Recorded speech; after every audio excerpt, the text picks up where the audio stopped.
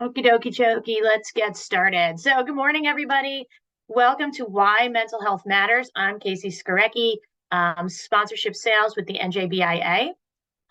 Today's panel is exciting. We're going to feature Joanne Karsick, Director of Behavioral Health Program Management, Horizon BCBSNJ, Jesse Stagg Anderson, LCSW Clinical Manager of the Prior Authorization Teams, Horizon BCBSNJ, Natalie Castro, LCSW Behavior Health Clinician on the Case Management Team, Horizon BCBSNJ, Allison Gary, LPC Director of the Integrated System of Care, Horizon BCBSNJ, Sonia Lee, LCSW Supervisor of the Follow-Up After Hospitalization Team, Horizon BCBSNJ, and Lori Navarro, LCSW Clinical Manager of the Behavioral Healthcare Management Team, Horizon BCBSNJ. So welcome. Today's program, a few housekeeping matters before we get started. We are going to be recording this, and we are going to be emailing you out a recording within a week. So keep your eyes out on your email for that. I'd also like to draw your attention to the question and answer box. Panelists will be happy to take your questions at the end, so get them in as they come to you. If you have trouble viewing or hearing this, remember this is being recorded and will be emailed to you. And for those of you who are new to NJBIA, just a little bit about us. We are the nation's largest statewide business association, representing about 1/4 of New Jersey employees. We offer partner development opportunities and visibility through events, magazine ads, our podcast, our TV show, as well as money-saving discounts on stuff you're probably already paying for, like payroll, healthcare, 401k solutions, and 24/7 HR support. And if you're interested in more information, I'm going to drop my contact info in the chat, as well as the NJBIA website. So thank you, everyone, for joining us. We are excited about today's webinar. So without further ado, I'm going to get out of your hair and send it on to Joanne. Joanne, thank you so much. Good morning, everyone, and thank you so much, Casey. So first, I'd like to just thank the New Jersey Business and Industry Association for, first of all, recognizing the importance of discussing mental health. And in partnership with them, we have assembled a panel of behavioral health experts who you'll be hearing from in just a moment. But before we get into that, I just wanted to ground us all and set the stage in terms of the prevalence numbers. And as you can see on this slide, the numbers really do speak for themselves. So you'll see a 40% prevalence of Americans could meet the criteria for a mood disorder. And just taking us back a few years ago, before COVID, the numbers that you would hear would be 1 in 20, 1 in 25. And we know that numbers are understated because often people who need help don't raise their hands and don't get access to help. But fast forward post-COVID, we have seen those numbers of individuals that meet the criteria for a mood disorder increase. Stigma. So as much as we've made improvements in stigma and we've reduced it, I think talking about it and having webinars like today shows that there still is work to be done. And we know that stigma can often prevent people from accessing help, right? Raising their hand and admitting that they might need help. Talking about access, we know that there is a mental health professional shortage. This isn't a New Jersey problem. In fact, we're probably better off than many areas of the country when it comes to access. But we know there simply are not enough behavioral health clinicians to meet the demand. And then lastly, quality. So once you do have somebody that accesses the system to get behavioral health treatment, the quality of the treatment that they actually get and the accuracy of the diagnosis isn't always there. In fact, only 50% of the time. So what does this all mean? What does this mean to the individual? What does this mean for employers? We know that when there are mental health conditions that are untreated, it can result in higher cost of medical claims. So physical health claims, conditions such as diabetes, heart disease, when there are underlying behavioral health conditions that are undertreated or not treated at all, we know that it increases utilization and costs on the physical health side. That manifests itself often in more emergency room visits, for example, and also a higher likelihood of developing a co-occurring condition along with a mental health condition. And so I thought it was very important that we all sort of step off on the same page in terms of what the numbers look like. And next, we're going to get into a panel discussion that will be moderated by Allison. And I'm going to go ahead and hand that over, please. Thank you, Joanne.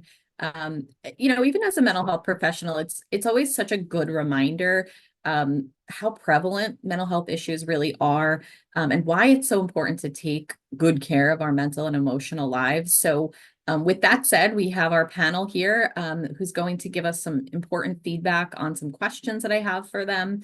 And when we're talking about mental health, as Joanne alluded to, we have an elephant in the room called stigma. And so let's talk about, what is stigma? What does it look like? And why should we address it? So panelists, feel free to jump in. Thank you, Allison. I'll take this first question. So I think we need to talk about what stigma is. And I know that Joanne briefly mentioned it in her intro, but really stigma is a big problem for people with mental health conditions. Stigma involves negative attitudes or discrimination against someone based on mental health. It leads to delays in treatment, reduces the chances that a person will receive appropriate and adequate care. It can make a person doubt themselves and their ability to achieve goals in life. It can lead to feelings of shame and even isolation. Many people with mental health conditions don't feel comfortable talking about what they are dealing with. I think that for me, growing up, we didn't talk about mental health, right? So if we did talk about mental health, it was in a very negative way, right? That person is bad, that person has issues, let's stay away. That's the bad person in the family. So I didn't really understand what mental health was until I went to college. When I started taking my classes in social work, the whole world opened up of like, oh, this is something that's normal. Like we should be talking about it. And so my concern is that, we shouldn't have to take a college course in order to know about stigma and mental health, right? We should be able to talk about it. And as leaders and employers, we should have these conversations with our teams, like to make sure that they feel comfortable talking to us, and making it not, a bad thing. It's something that, affects us all. And we really need to start talking about it more. I agree, Lori. I mean, I'm African American. Growing up, we did not discuss mental health issues, even though we knew that they existed within our families. We knew that they existed within our communities. It was something that was kind of put to the side, and not addressed. You did not ask for help for it. It kind of stayed within the family. So to your point, we really do need to have these forums. We need to address the stigma of mental health. I mean, just to give you some examples, someone may avoid getting treatment, for example, schizophrenia, because they believe that if they do, they're going to take away their children. Someone may consider, themselves weak, or, for having PTSD or post-traumatic stress syndrome, especially when people in their life suggest that they're overreacting to the trauma they experienced, things like that.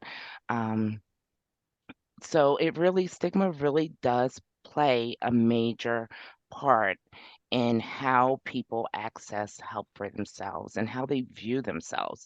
So already you have society perceiving you a certain way. You have your friends and your families, your coworkers, your bosses, but most importantly, it's how all of that is taken in and how we are perceiving ourselves, right? And with all of that, you start to perceive yourself negatively, and you tend to shy away from getting the help that you need. Yeah, Sonia, that's such a great point. And Lori, your feedback is so important as well in terms of normalizing our mental health. Everyone has a mental health, right? Whether we are on the healthier end or on the sicker end. And that's going to change throughout our lives, right? And so that stigma is so foundational in terms of our understanding of what is mental health, Why does it matter? And with that in mind, let's talk about how stigma plays a role in the workplace. How do you deal with stigma in the workplace? And how do you advocate for yourself if you need support? Absolutely. So and I'm sorry, feel free to jump in, anyone, but I think first and foremost, we want to encourage our employees and even ourselves, right, to choose empowerment over shame. Right? Choose empowerment over shame. We need to be careful of the language that we are using in the workplace. Um, we need to start to change how we speak and react to mental illness.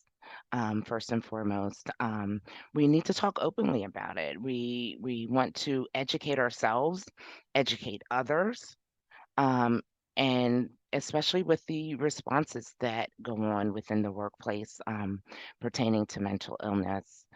I also think that we need to encourage equality. I know that right now, DEI, diversity and inclusion, it's really big and it's happening all over within our workplaces. We're having discussions about it within our home, but included in that DEI needs to be the conversations about your mental health, not Yeah, just physical health, your If I mental could health. yeah, jump that's in, such an we important also point, realize that Tony. in the workforce, in the work world, we're dealing with the entire continuum of mental illness. And so whilst to Mhm. Sonia's point, it can include schizophrenia, it also includes the person who's so anxious that they're having panic attacks when they're trying to get to work. That's not somebody who's probably been Absolutely. hospitalized. Maybe they're depressed and they have trouble just getting out of bed, to get showered, to get to work, or just to get to their computer in their own home.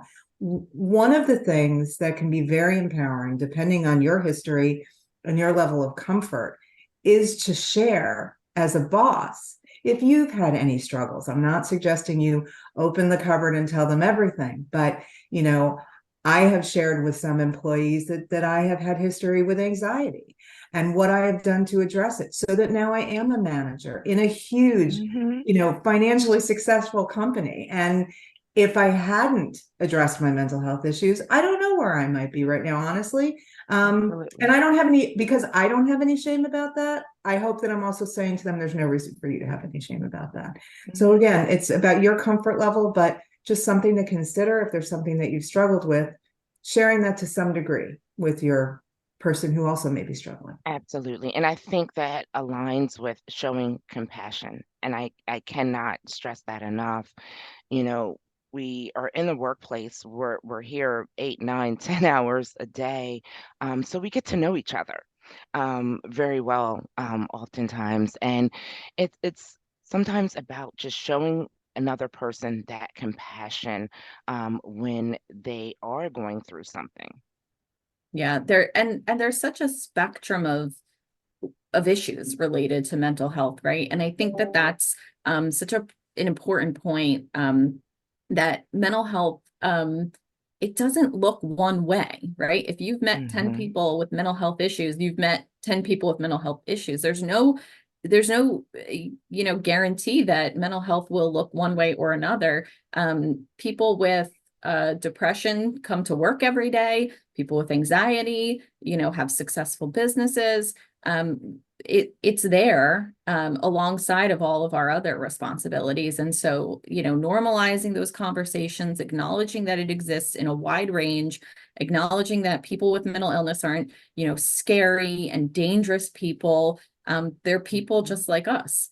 And so, with that in mind, have you had to deal with stigma directly? Jesse, you mentioned that you had, anxiety. Have you dealt with that in the workplace? For me, it was, when it was going on, I was 26 years old and I just hid it. I pretended I was physically sick.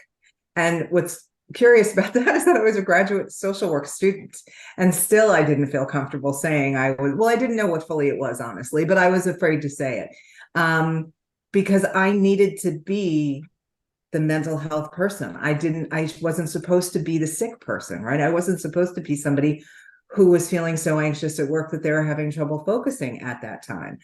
So that's how it affected me, was just that I lied, and got help and managed to get it together. But I was uncomfortable telling licensed clinical professionals. So I am completely supportive and empathic and compassionate about people being uneasy telling non-mental health professionals that they're having an issue.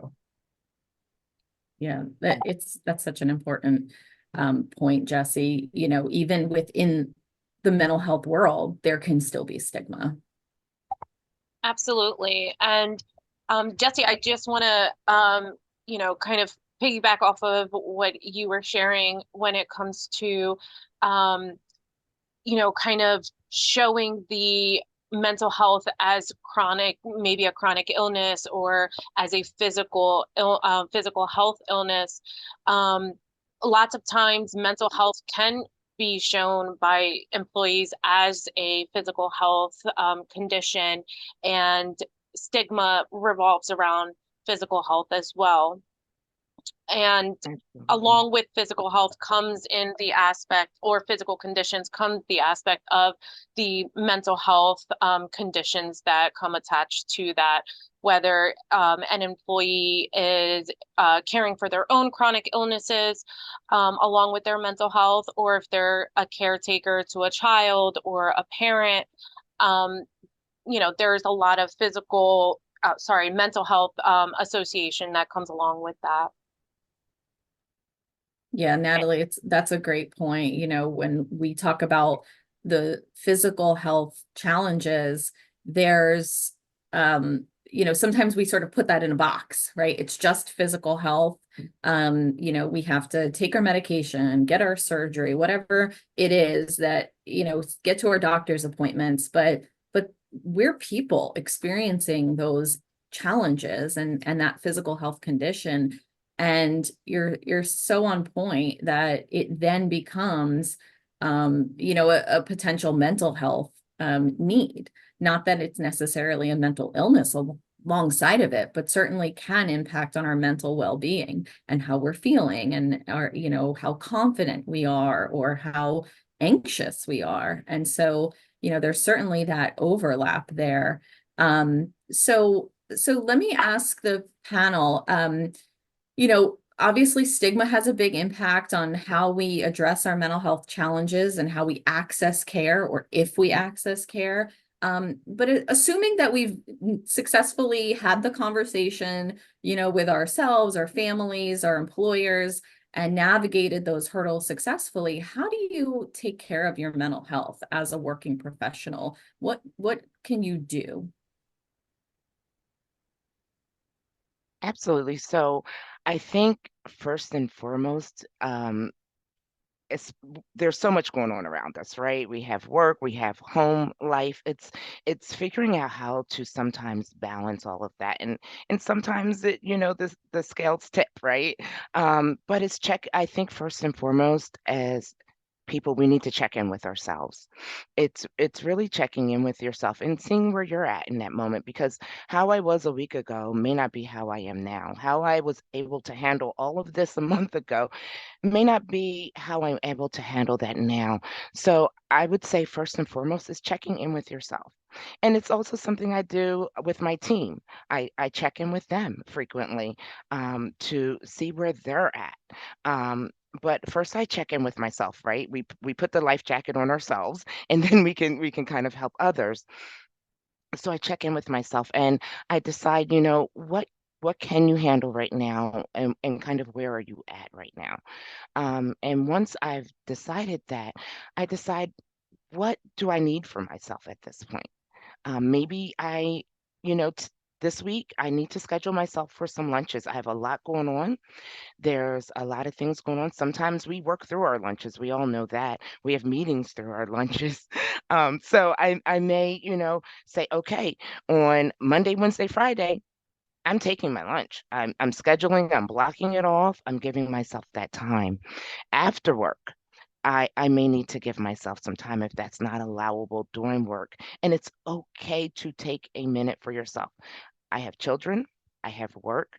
husband, all of those things, but I also have myself. So it's taking that moment for yourself. Maybe I just need to go for a walk. Maybe I need to go, get my nails done or something that's enjoyable for me, and realizing what can bring you down sometimes off of that hectic week, that anxiety that you had that week. And we all experience that, right? Um, Back-to-back meetings, I have presentations, have different things going on. My level of anxiety may be a little higher than normal. How do I bring that back down? How do I normalize back to, that beginning point again? To the equilibrium, And I think that's exactly. a good, Yes. And as Sonia pointed out so smartly, many of these things we can do are free, right? Mhm. Go for a walk. I happen to Mhm. have some inside intel. Sonia knits and crochets. That's very relaxing. I It can be do. expensive if I you have a yarn do. addiction, but other than that, it's a very one of the things I do when I'm feeling kind of racy is because I like to read, I go to a bookstore without anybody else.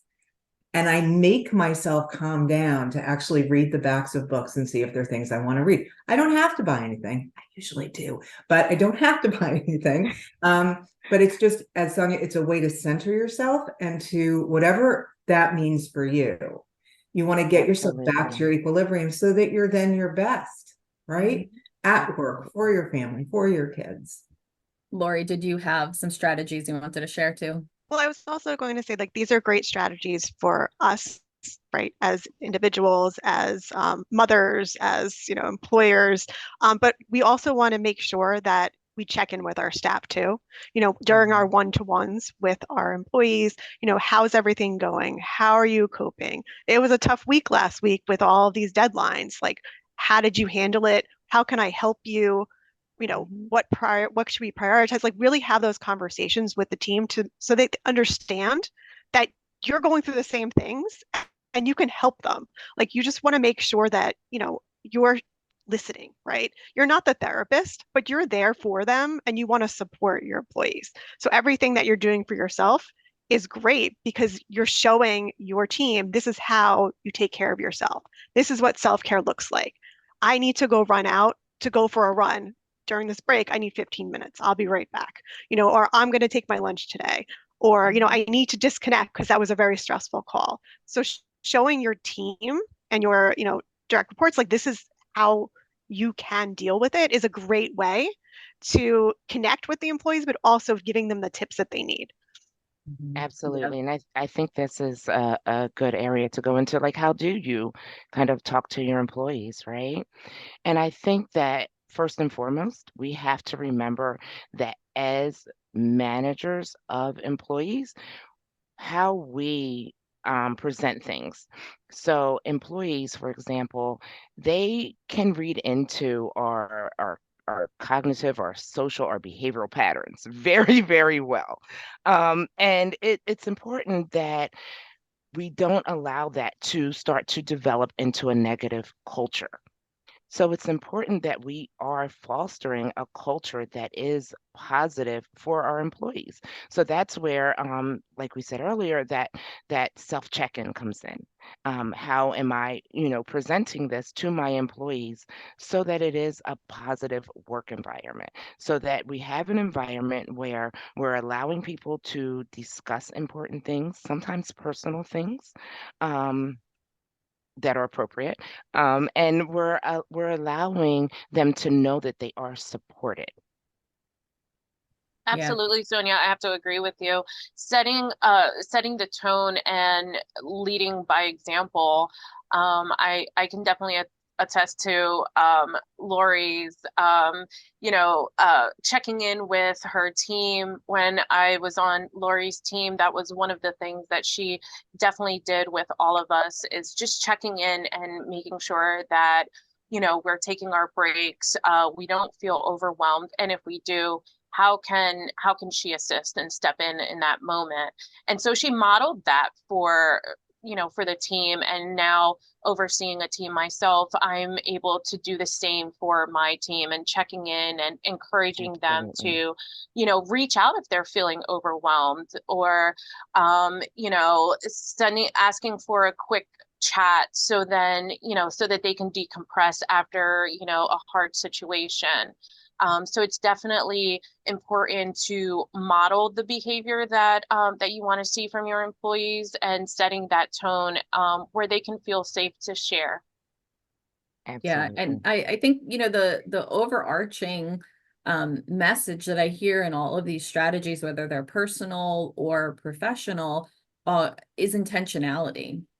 That it's very intentional that we set the time aside for ourselves, for our employees, to say, am I okay? Are you okay? Are we okay? What is needed here? Just that simple compassion can really go Mhm. a long way for people to know that, just those simple everyday sorts of challenges that we have are okay to have, and they're normal to have, and that there's space for them. And so all of these strategies are really helpful. I appreciate you all sharing some of those, and we as mental health professionals, as people who manage teams, I want to ask you, from your perspective, what does it look like for different team members or for yourselves in terms of mental health challenges? How do you know, what those differences are? Are they more different for people or more similar for people? When you think about the spectrum of mental health needs, right? We talk about that continuum of mental well-being, right? You could be super healthy and feeling really good and connected and grounded versus, really struggling. So let's talk a little bit about how those differences sort of play out in a workplace, and how do you approach them differently? Absolutely. So again, I think that, as everyone has already said, it's getting to know your team, and checking in with them, A- and not just individually, but also as a group. So we have team meetings, for example, and I know during my team meetings we do check-ins with each other. Hey, how's it going? What's how has your week been? And we kind of check in with each other, and we let each other know that we're there to support each other. During those team meetings, sometimes people identify, I'm really struggling this week, guys. I have a lot going on personally at home. And people will say, how can we help you? How can we reach out, to you and assist you with anything you may need, either work related or personally, right? But I think that, as a people manager, one of the things we first notice that becomes very obvious is someone's productivity. So we notice the productivity starts to go down, or things like that. That's the obvious thing. But we also recognize people's personalities. Someone that normally comes in and talks and things like that is maybe shutting down a little bit. Or maybe even someone that normally is very quiet is more escalated.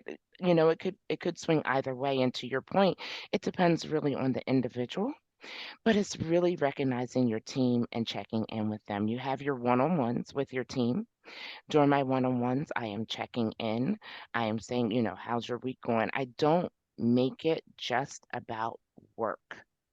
And I think that's so important. And I make sure that when I am meeting with someone, I am meeting with them.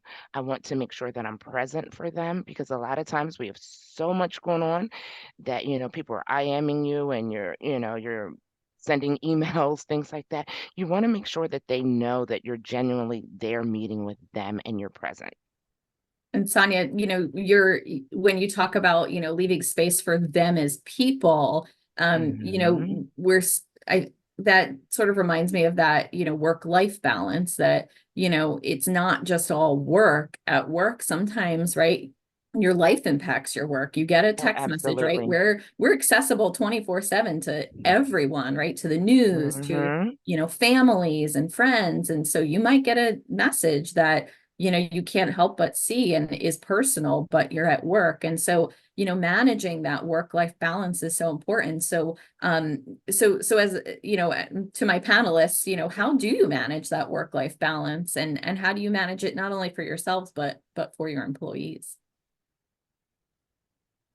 I think a huge part is having that compassion and that understanding that we all have families, and working from home has, has really opened us up to a new way of working and increased accessibility to, whether it's a teenager, texting you that they forgot their gym clothes and, they need that, or a parent saying they need a ride somewhere. And the increase in technology, or the advancements in technology has, allowed us to be so incredibly accessible at all times of the day, even during work hours.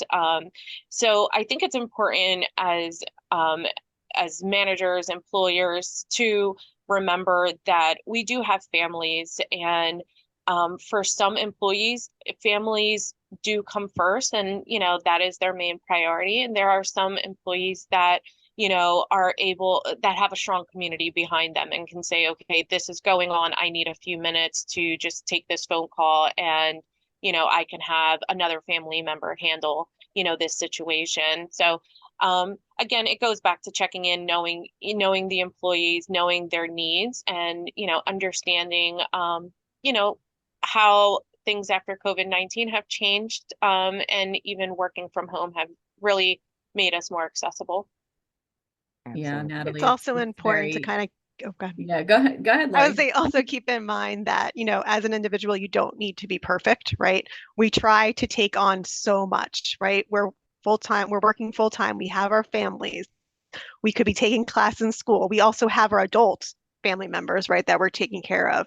So really keeping in mind, like, there's lots of things that are going on in your life. And when we talk about a balance, it doesn't mean like 25% here, 25% there. It means just, how do I balance it so that I feel okay, that things are getting completed the way I want them to be done. And also a huge thing that I had to learn is just accepting help, right? People are offering you help, not because they think you can't do it. It's because they're available. They see that you need that assistance. So it takes a lot for me to ask for help. But if someone's offering me help now, I'll say, you know what, that's great. Yes, you can go, my daughter can go home with you from school. Or yes, you're going to the grocery store. Please pick up, milk for me because we didn't have a chance to go. But really allowing other people to help. And now that my children are, a little bit older, I now can help other people. So when I get that phone call from a neighbor who has to go to work, whose babysitter didn't show up, whose kindergarten has to go to school, I know right away by listening to that conversation and her voice. No, and I've been there. I know, like, yeah, absolutely, like, I can help you out. So being able to help others, how other people had helped you in the past, also is great. Way to kind of balance that. But really, like, asking for help and also accepting that help is very important. Absolutely. I just like to add that just in case anyone's sitting in the audience, in the virtual audience, thinking, when do they have time to work?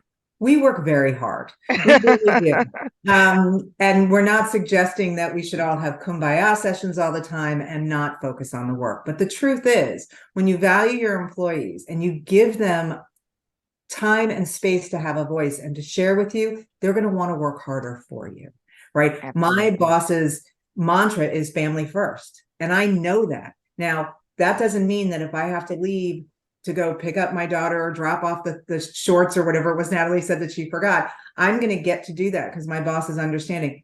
I'm going to stay on when I get back later than I would because I'm going to get the work done. Partly because he respects the fact that it's really important to me that my kid not be upset at school because she forgot her shorts, right? So just we're not forgetting the work piece. I just want to make sure we work hard and we understand that you work hard, but it is very important to keep it in mind. And one last thing on this is that there have been studies that show that people don't leave jobs, they leave managers. So Absolutely, Jesse. Yeah, go ahead, Natalie. Oh, what I was going to say was exactly what you were gonna talk about, and you touched on a little bit, is managing is having a great manager that checks in with the team is definitely a crucial point to any successful business or job. And making sure that you may have had a hard day today, but maybe tomorrow your workload is a little less. And so you give back a little more tomorrow. You can identify somebody that may need a little extra help and you offer that support when it's needed. So it's kind of, when it comes to work-life balance, the same way it is in a marriage, it could be the same way at work. Today I can only give, 70%, and I may need someone to help out with that 30%. And maybe tomorrow I can give, a little more, and, I can assist someone else. Mhm. Natalie, and the rest of the panel, we've talked about, strategies to sort of avoid getting overwhelmed, sort of checking in, but we know inevitably people do burn out. Even with the best intentions and the best support systems, right? There are times where it's just too much, and we get to that point where, we're stressed, we can't get out of that sort of mindset. There's not enough resources, and we do get to burnout. So let's talk a little bit about what sort of happens in that scenario where you or your teams are feeling burnout. How do you deal with that effectively?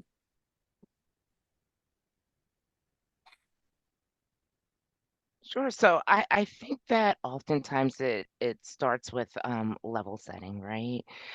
We all know that, as Natalie stated, the workloads can be very heavy sometimes, but doesn't mean it's always going to be that way. It doesn't. And I think that you check in with people, like we've been saying, but you check in as a team and say, all right, what can we handle? What can we not handle? What can we change?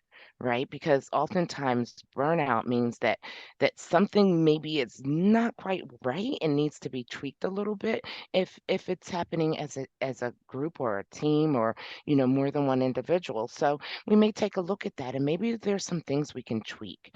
Maybe it's individual based. So sometimes you have to have those hard conversations, right, with individuals, and say to yourself, okay, I have to have this conversation with this individual. It's going to be a tough conversation, but I'm going to be direct. I'm going to have maybe some examples, and I'm going to have this conversation so I can see how I can help them, how I can assist them. And I always, when I do have those conversations, you kind of know a little bit maybe what's going on or what you think may be going on. I have a little bit in my pocket, so I'll have some resources maybe that individual can utilize. And I also have EAP. Um, employee program, which is free and completely confidential. Um, and anything that I think I can help or utilize that would help that person work through that burnout. Because what you don't want to do is to allow that burnout to continue and to trickle on and to create a bunch of negativity within your team or even for that individual to the point that they decide they want to resign. Yeah, Sonia, the resources are so important because, as we've talked about, people can hide their mental health challenges very well. So Absolutely. we can't assume just because someone's showing up every day, their productivity is high, that there isn't something underneath the surface that really could use addressing before, it gets to a point where someone is missing work, is missing their targets. And so having those resources readily available, knowing what those resources are, is important. So let's talk about that. What resources would you recommend that employers have or know about, be familiar with, so that if there is burnout or there are mental health challenges, or just simply for the sake of sharing resources that they can deliver to their teams. Sure. I think first and foremost, if your company has an EAP program, that should be utilized and you should make it known to all employees. It is completely confidential. I bring it up often in my team meetings, like, hey guys, remember we have an EAP program if anyone needs to use it. I mean, and it's a lot that you can get out of that. It doesn't just have to be, our EAP program isn't just about mental health. Sometimes it's other resources available through that EAP program that they could utilize. And I make my team aware of that. I think that's very important. If your company does not have an EAP program, then having them know what could be available or the number that they can call for their insurance company, for example, is very helpful. They can literally flip the back of their card over, and there's a number that they can call to be able to access services the same way they would call if they needed a medical, some type of physical health condition addressed. Right? They can get that same assistance. A lot of insurance companies have navigational assistance where they can listen and hear what it is that you are asking for or that you think that you may need and direct you. Excellent. And also just to add to that, there are multiple apps, right, that we Mhm. have free access to where you can go online, you can go on your phone, you're having a stressful day, and just go right on there and answer the questions and do the assessments. And it's all free and it can be done at your desk. And just to add to that, my husband yesterday came to me and said, I was having a very stressful day and I found this app and I just did the survey really quickly and I feel so much better. And I was like, wow. I was like, you do listen to me. Do you listen to me when I'm talking about resources, about EAP? But I mean, they're easy to use. Um, we have some that we can provide, right? Some apps out there. And also, even if you just do a quick Google search, if you're looking for, an app for I'm feeling stressed, you can pull up that app too. So I think the apps are also a really great alternative to, EAP and or not even an alternative, but to like in addition to your EAP and your outpatient providers. Yeah, Mhm. you're right, Lori. There are some really good and reliable apps out there that are free to the general public. The there's NAMI website, there are so many websites and apps that are available, meditation, things that are just grounding, good for all of us to, have a moment to just recenter ourselves, but all the way up to sort of managing a true mental health issue. You really do have to, look at the validity behind it, just make sure that it's an accredited place. But, the Mhm. APA, NAMI, all of those sort of, national companies are a really great start. And I know that we have some resources that we'll share. But I wanted just to, bring out the fact that there are options, and we are mental health professionals, so we are all very well versed in these, but acknowledging that you all who are listening may be less familiar, and that's okay. So we'll give you the skinny on what's out there, get you started in terms of some good and reliable resources. And certainly if you have EAPs and behavioral health benefits within your insurance, those are also really good ways of acknowledging access for your folks. So thank you for that. Any other resources we wanted to share? I have a very simple resource. Encourage your employees to utilize their vacation days, use their mental health days, encourage them to take their breaks, take their lunch, schedule their lunch breaks. But most importantly, those vacation days. Yeah, that's so important. That sort of baseline self-care is crucial. What Absolutely. about hotlines and those and things like that to as panelists, do you recommend those? What do you think about them? Absolutely. Absolutely. There are many hotlines out there that can be utilized. There's a suicide prevention hotline. And we'll be sending that out to everyone, that the information that we're speaking of, and that should definitely be readily available for anyone that wants to utilize those resources. I think that it's important too that we also talk about any trainings or things that can occur within the workplace for employees.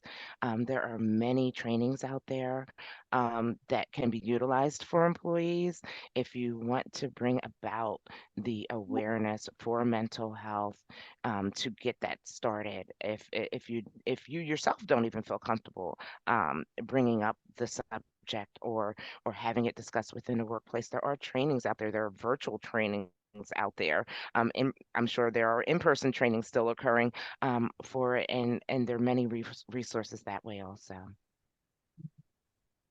Thank you. It's so important to not only, once we open that door, we have that conversation to, sometimes we don't do that because we don't know what to say if someone does raise an issue. And so having access to resources really allows us to open that door, have that conversation, and feel like if something is needed, we have an answer to that. So, the resources are critical to those, successful conversations.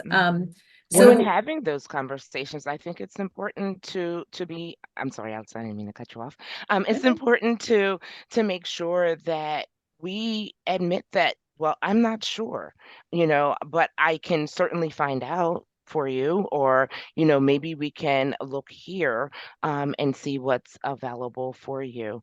And I think that one of the things, so we talked about stigma and how that plays a fact. We talked about burnout and all of these other things, and how to speak to our employees, how to address it within ourselves.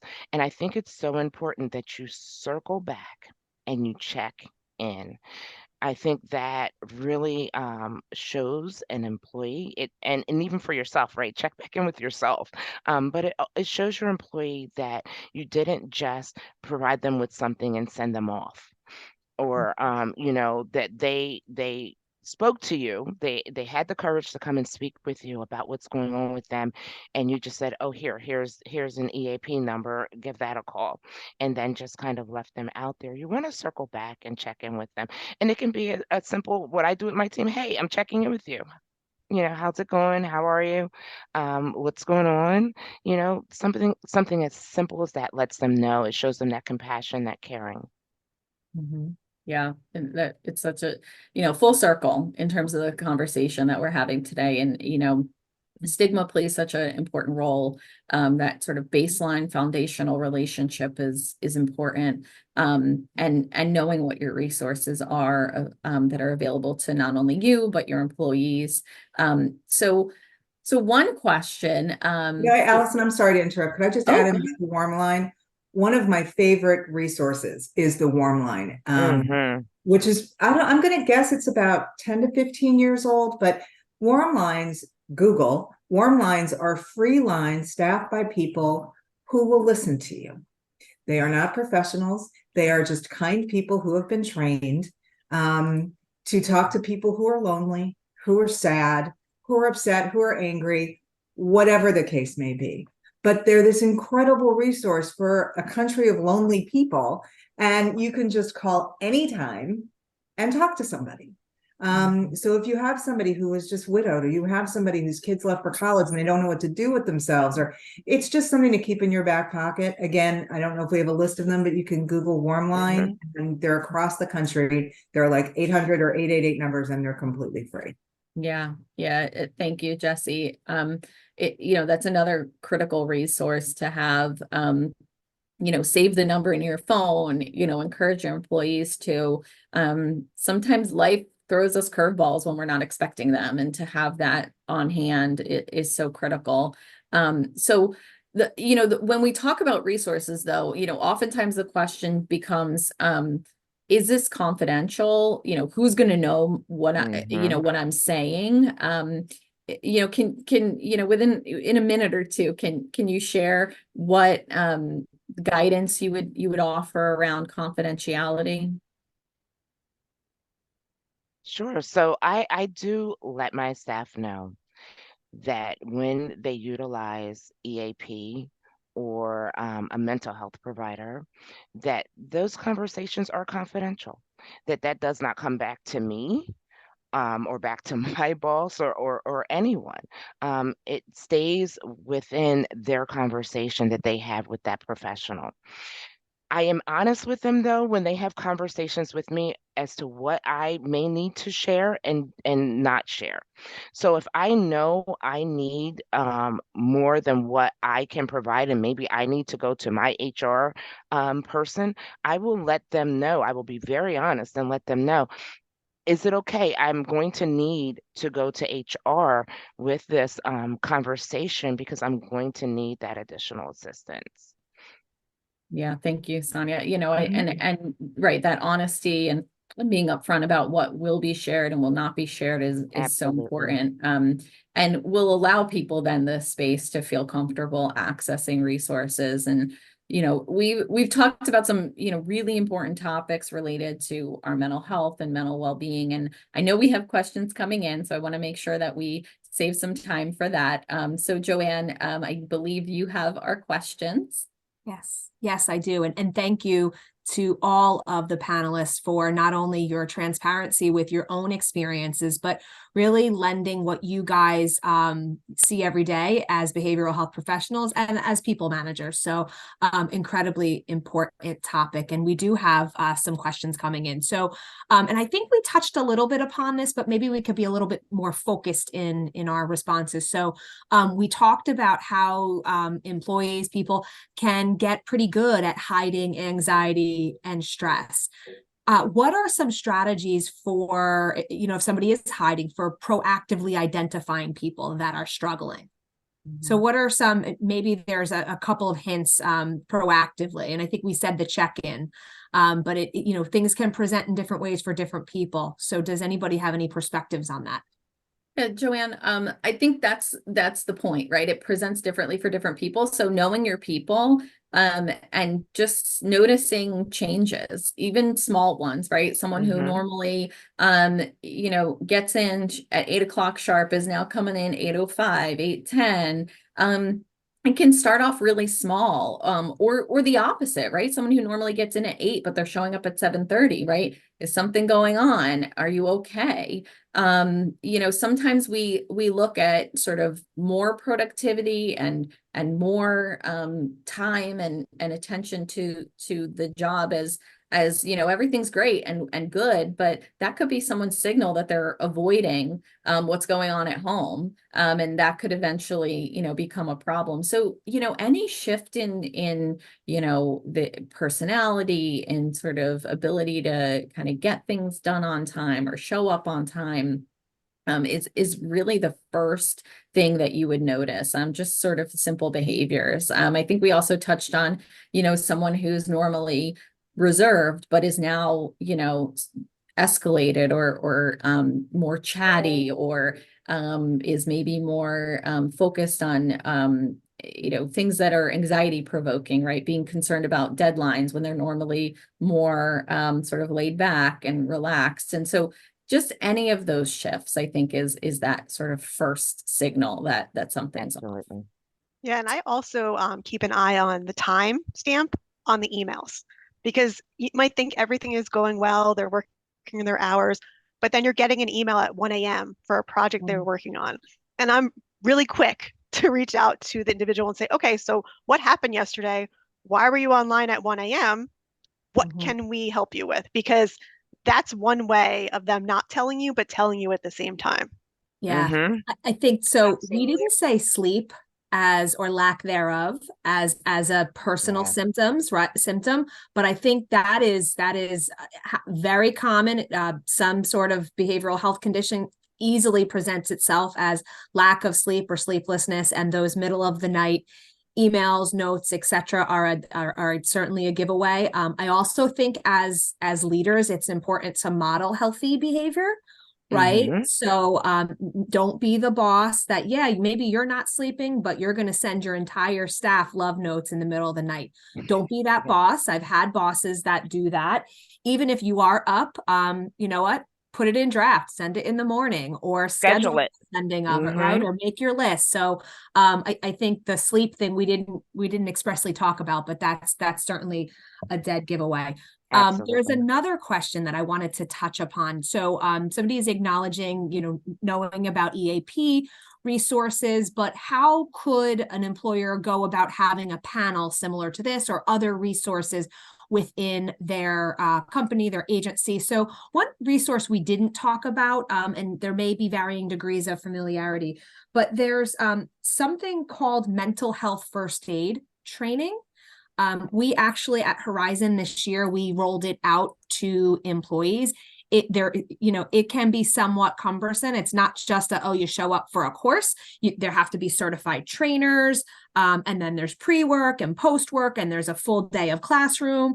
But it's meant to help people spot signs and symptoms and how you get people connected with resources. So I think that's incredibly valuable. You can actually go, it's the National Council for Mental Well-Being. They offer free mental health first aid training. You can look by location and literally within a few days, like if you're looking now, there's several within, the next couple of days, weeks, months, etc.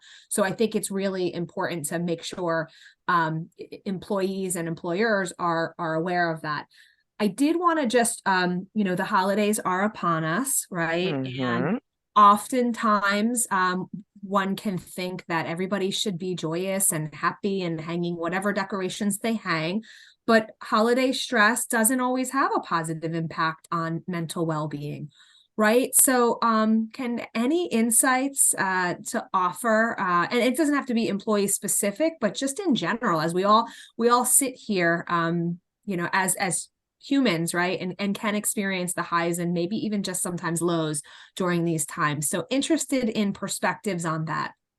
Yeah, Joanne, I think it's just acknowledging that it can be a difficult time for people, and just keeping that in your mind when you're, wishing someone happy holiday or something, just to be mindful that and pay attention to, how people respond to that. Sometimes people will be, joyful in their response to you, and sometimes they'll be a little bit more reserved, and that's a good signal that, this might be a hard time for people. If you're talking to a larger audience, or you're talking to your team, and there's, a group of people, just simply, verbally acknowledging, this can be a hard time for some people. And if it is, there are.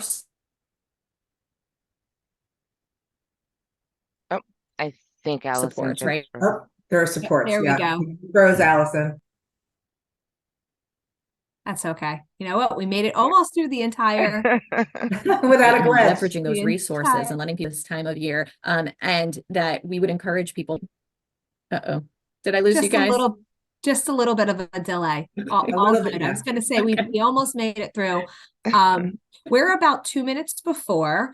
I did want to just maybe one opportunity, sort of closing wrap up remarks, and then I'm going to share resources in a slide, and then, as Casey said, participants today will get a recording as well as material sent within a week. So sort of wrap up, maybe one piece of, or one tidbit that you'd like folks to walk away with. I think for me, I would just say it's okay not to be okay. I know that's incredibly overused, but if folks can understand that, there are different times in people's lives where one may be experiencing mental health conditions, and that's okay. That's life, right? It's going to happen to everybody. So I'm just going to start as I see. Sonia, what would you like people to walk away with today? Absolutely. So I think that the point that you just made is so important. And also, we are going into the holidays. And remember that all of these things, we can't take it with us, right? We can't take all of this with us, but we can really hold on to how someone has treated us, how we have treated others. And that's so important to make sure that we are aligning that during the holidays. If you know someone's having a rough time, it's okay to check in with them and say, hey, I know your father passed away recently, and the holidays are coming up. They may be kind of rough. But I think the most important takeaway for me would be, like you said, Joanne, it's okay to not be okay. Thank you, Sonia. And Jesse. Oh, I have a few. I'm sorry. I'll try to go really quickly. First, be kind. Always try to be kind. Second, having somebody opening up the conversation about what's going on with them does not mean you have to fix it. You are not there to fix it. You are there to sit with them and let them talk and listen. As professionals, we can't fix things either, right? But just letting somebody who is on your team talk to you a bit about what's going on for them is huge. And the last one is from Robin Williams, who said so smartly, people don't pretend to be sick. They pretend to be well. So as Allison pointed out, keep an eye out for changes in behavior. You're more likely to find someone who's pretending to be well. Thank you. Excellent. Thank you. And we are at time. Here are the resources that we wanted to share today.